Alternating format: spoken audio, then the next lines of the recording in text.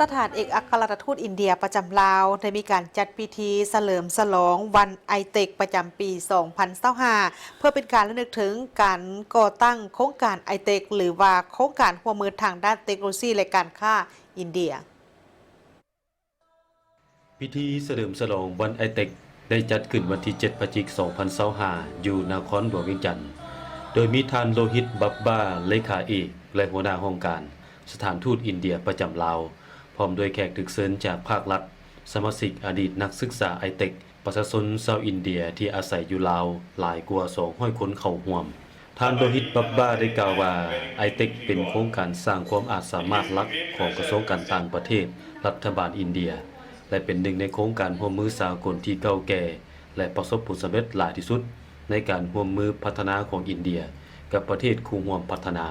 จากนั้นอดีตนักศึกษาไอเต็กก็ได้มีคำเห็นแบ่งปันประสบการณ์ของพวกเขาโดยได้ช่วยเพิ่มพูนทักษะวิชาชีพและมีส่วนร่วมในการพัฒนาเวียกงานในประเทศลาวนอกจากนี้ภายในงานก็ได้มีการแลกเปลี่ยนความรู้และสร้างเครือข่ายการร่วมมือระหว่างอดีตนักเรียนไอเต็กจากหลายโครงเขตวิชาชีพ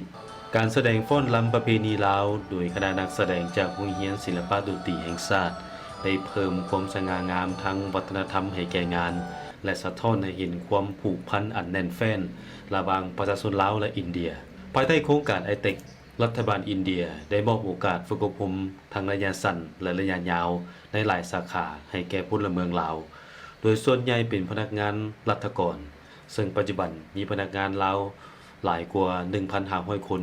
ที่ได้รับผลประโยชน์จากโครงการนี้ในการพัฒนาความรู้ความสามารถด้านการบริการและการพัฒนาสำหรับปี 2025-2026 มีพนักงานสมัคร22คนที่ได้รับการอนุมัติให้เข้าร่วมการฝึกอบรมภายใต้โครงการไอเต็ก